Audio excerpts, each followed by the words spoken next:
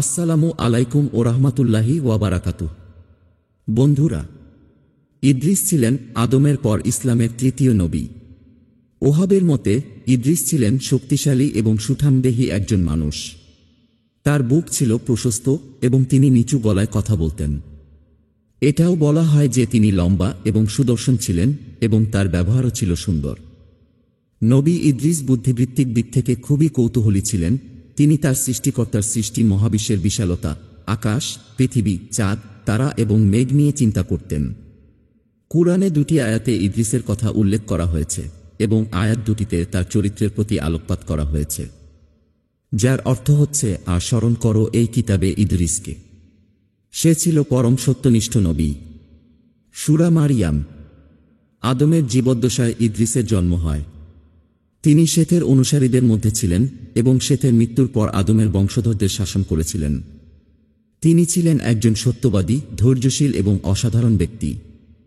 আবু জারের হাদিসে বর্ণিত হয়েছে যে ইদ্রিসই প্রথম ব্যক্তি যিনি মানবজাতির জন্য লেখাপড়ার প্রচলন করেছিলেন। এছাড়া তিনি সেলাইয়ের কাজও জানতেন এবং এর প্রবর্তন করেন। জ্যোতির্বিজ্ঞান এবং গণিতশাস্ত্র ছিল আল্লাহর তরফ থেকে আসা ঐশী বাণী, যা ইদ্রিসের মাধ্যমে পৃথিবীতে প্রথম বিকাশ ঘটে। ইদ্রিস আল্লাহর একজন একনিষ্ঠ বান্দা ছিলেন, তাই আল্লাহ তাকে নবী ও রসুল হিসেবে মনোনীত করেছেন এবং তাকে আদম সন্তানের শাসক হিসেবে নির্বাচিত করেছেন। শেথের মৃত্যুর পর কাবিলের অনুসারীরা হেদায়েত থেকে দূরে সরে যায়, এতে করে চারদিকে পাপ এবং দুর্নীতি দ্রুত ছড়িয়ে পড়ে। ইদ্রিস তার নিজের লোকদের শয়তানের কবলে পড়তে দেখে তা সহ্য করতে পারেননি। তাই আল্লাহ ইদ্রিসকে কাবিলের, কাইন, অধঃপতিত অনুসারীদের বিরুদ্ধে জিহাদের ডাক দেওয়ার নির্দেশ দেন। ইদ্রিসই ইসলামের ইতিহাসে প্রথম নবী ও রাসূল যিনি দুর্নীতির বিরুদ্ধে জিহাদ করেন আল্লাহর নির্দেশ অনুযায়ী। একদল সেনাবাহিনী নিয়ে ইদ্রিস সীমালঙ্ঘনকারীদের বিরুদ্ধে যুদ্ধ করে জয়ী হন।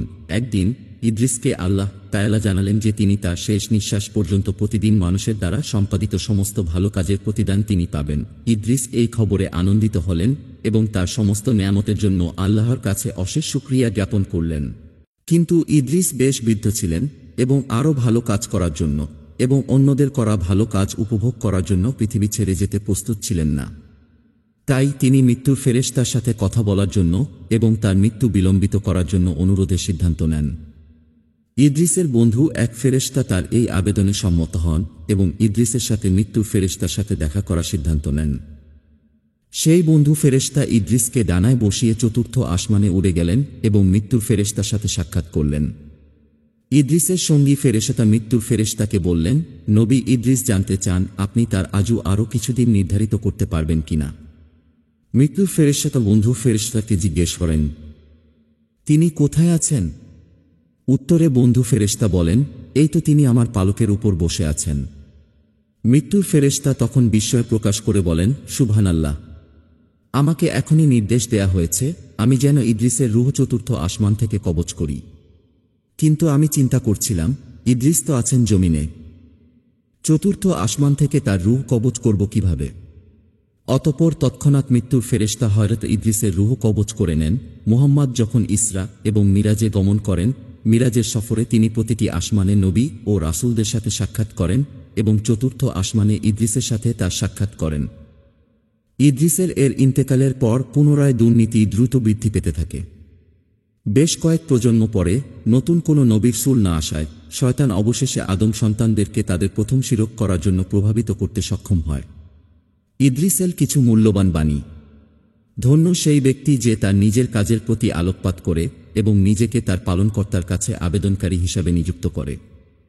আল্লাহর অনুগ্রহের জন্য তার চেয়ে উত্তম কৃতজ্ঞতা আর কেউই জ্ঞাপন করতে পারে না যে সেগুলি অন্যদের সাথে ভাগ করে নেয়। মানুষের কাছে যা আছে তার জন্য ঈর্ষা করো না, কারণ তারা তা অল্প সময়ের জন্য উপভোগ করবে। যে অতিরিক্ত আকাঙ্ক্ষা পার্থিব করে সে এর দ্বারা উপকৃত হয় না। জীবনের আসল আনন্দ হল বিজ্ঞতায়।